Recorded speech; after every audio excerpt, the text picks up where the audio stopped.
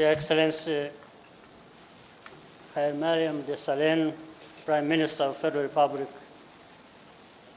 of Ethiopia, Democratic Republic of Ethiopia, Your Excellency Olusegun Obasanjo, Chairman of the Tana High-Level Forum Advisory Board, Excellencies, Heads of State and Government, Excellencies, former Heads of State and Government, distinguished audience. I'm happy to be here with you and to have this privilege to be part of a discussion on the legacy of a late colleague, Pan-African friend, and a source of inspiration for many, the late Prime Minister Meles Zenawi. I'm also happy to be here this time around, as I missed the inaugural meeting. For me, even more so for Ethiopians and many other Africans, talking about Meles's contribution goes beyond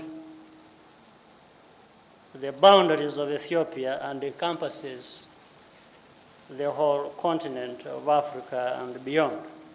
He championed not only Ethiopia's but Africa's cause in various international forums with the passion and the conviction and to great effect. We recall, for instance, his commitment together with other colleagues, some of whom are here present with us, to the new Partnership for Africa's Development, NEPAD, and that dedication to Africa, among others, reflected his thinking on Africa's development. NEPAD was and still is, for many, a collective vision for Africa's renewal and progress. It is an expression of our common desire to construct a framework for development fully owned and mainly driven by Africans. We shall remember Meles Zenawi as a modernizer who dedicated his life to advancing the liberation and the socio-economic transformation of his country and our continent. He was able to achieve a lot because he was a man of strong convictions.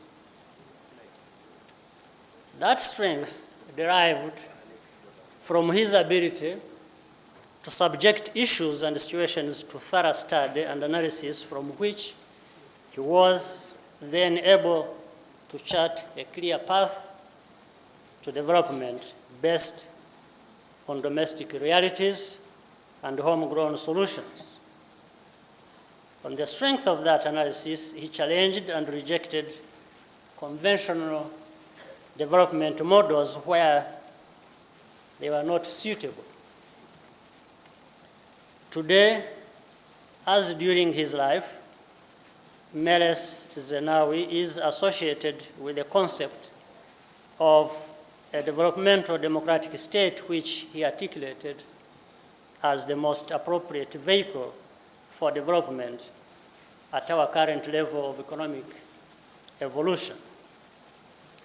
For Meles and other like-minded African leaders in a developing country where both social and finance capital are very low, the state must play an active role in marshalling and directing development effort.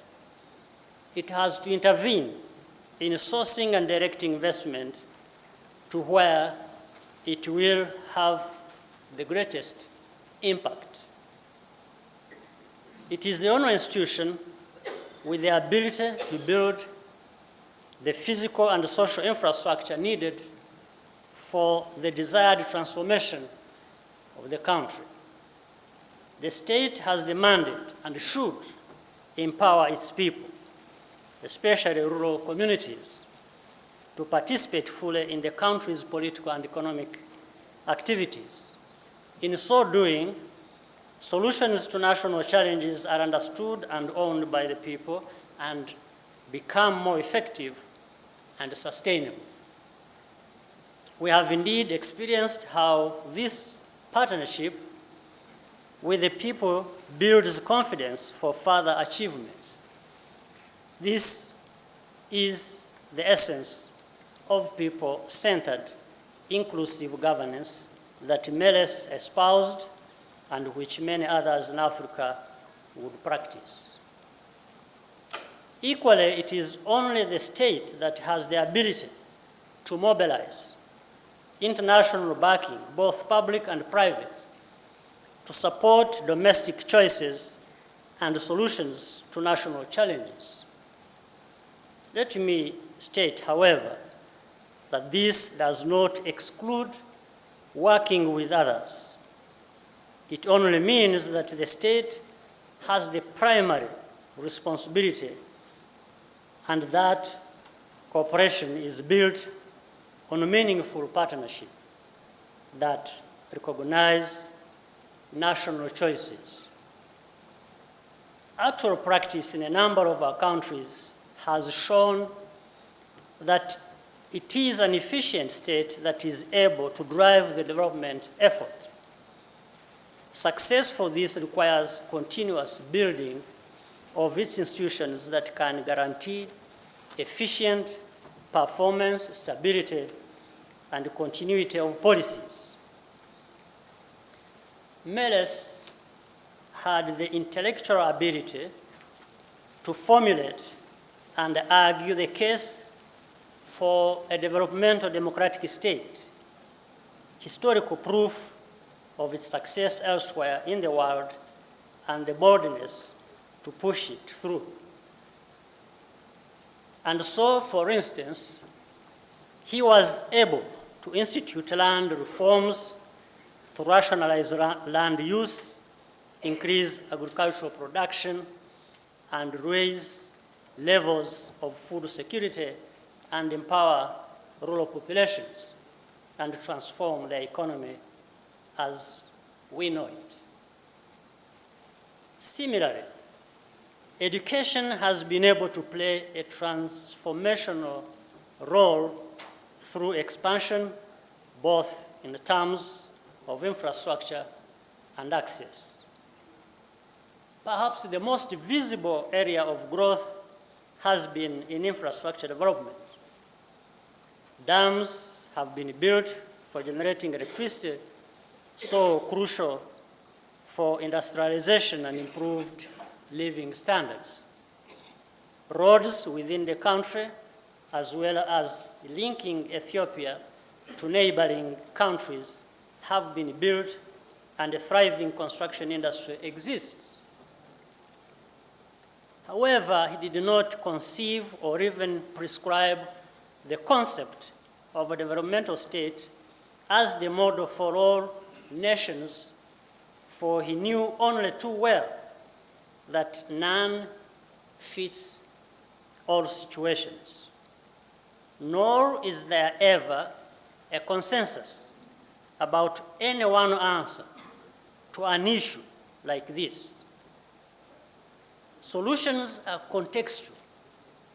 That is why other Africans practice variations of the concept based on local conditions in their countries and may get equally good results. It is evident to many of us that for a developing country, choices designed to accelerate development and growth are essentially politically driven and require the appropriate political setup for effective implementation. And that is to be provided by an actively and appropriately involved state. This single-mindedness or single-minded pursuit of a development agenda as indeed Meles and others have done, has often led to a deliberate or ignorant misrepresentation of their intentions by some, as we know it, in the international community. And invariably, the question has been raised about whether the emphasis on development and the role of the state in it is not done at the expense of democracy and people's rights.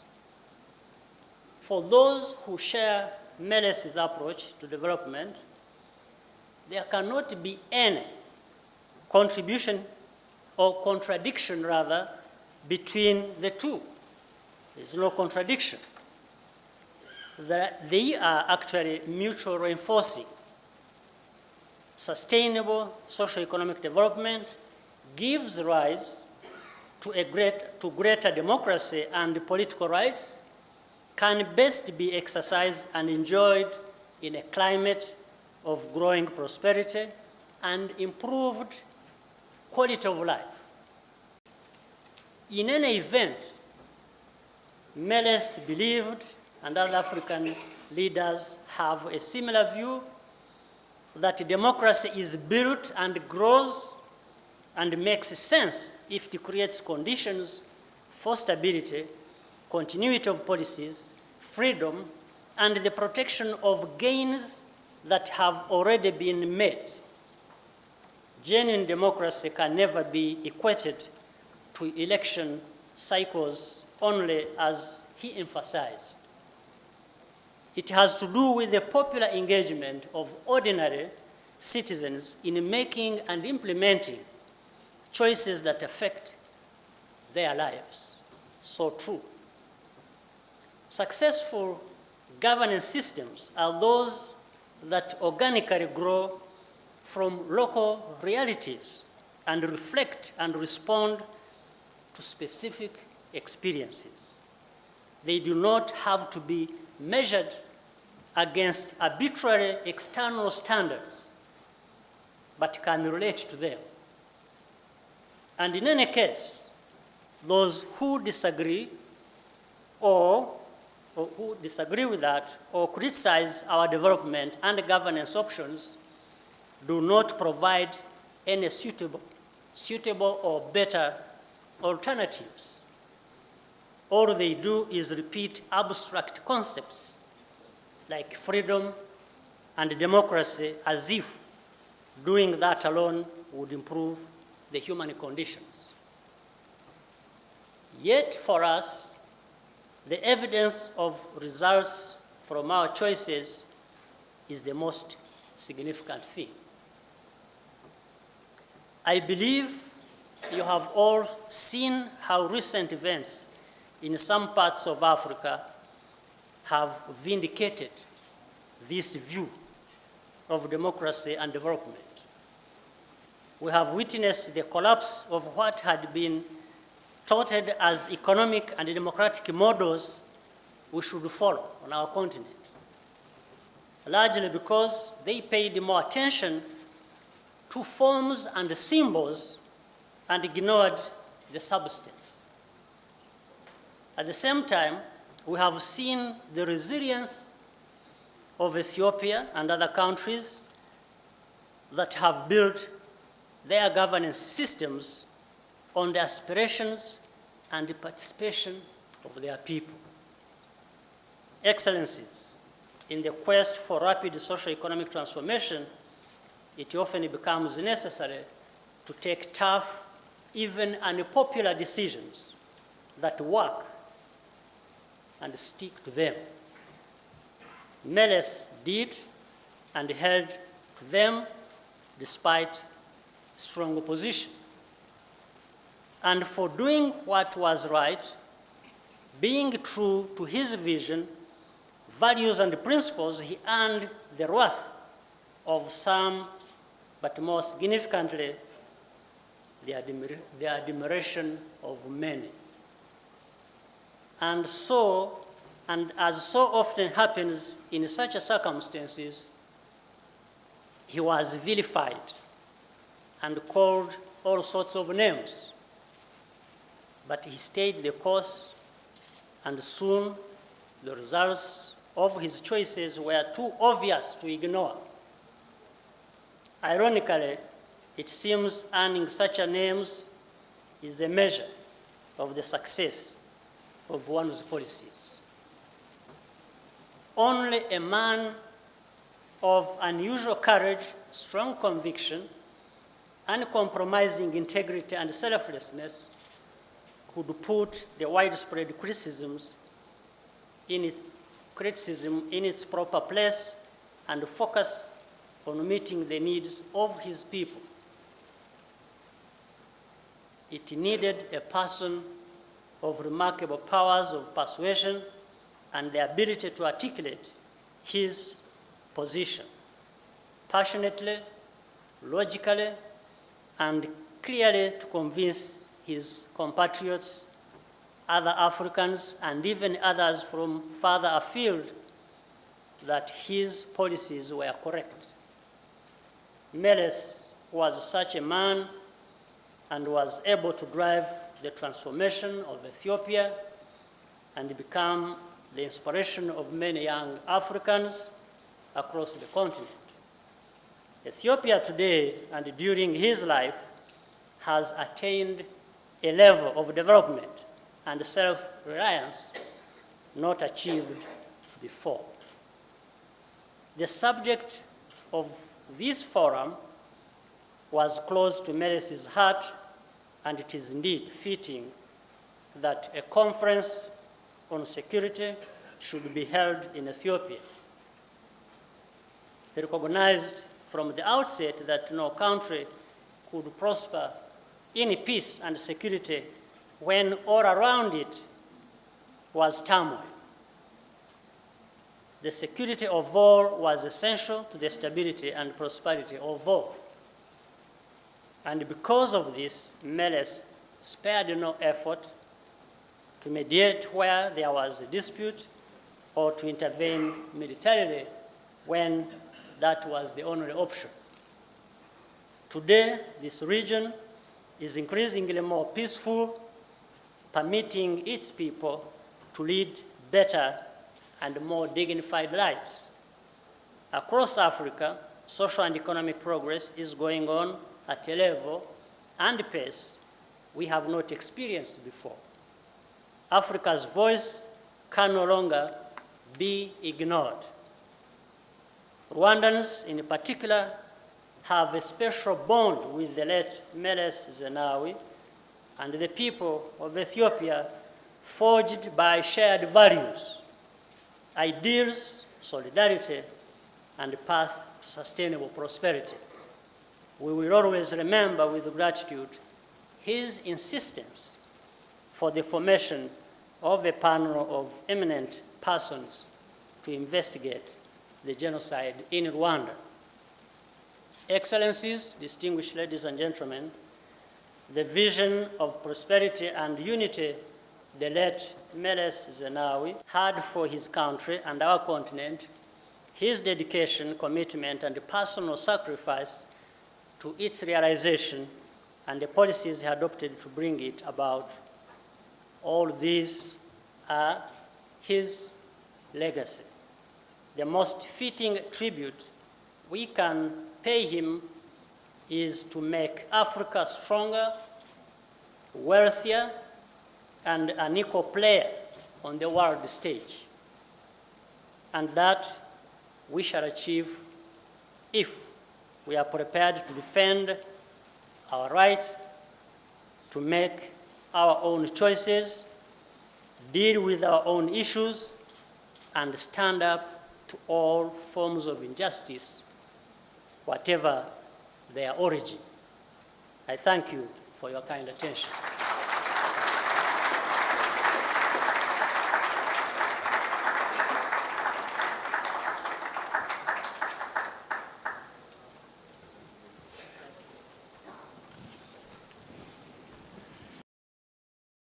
And the statement that you made with regard to the role the state must play in shaping development.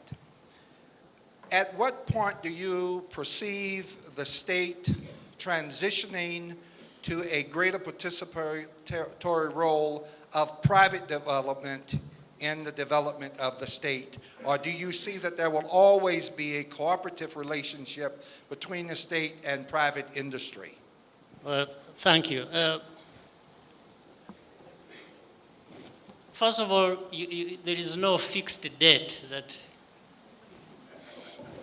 you want to put to a relationship like that way. It's a process. And depending on the level of development in any situation, the role of the state is more or less regulated. So the level of development regulates the involvement of the state in one sense or the other.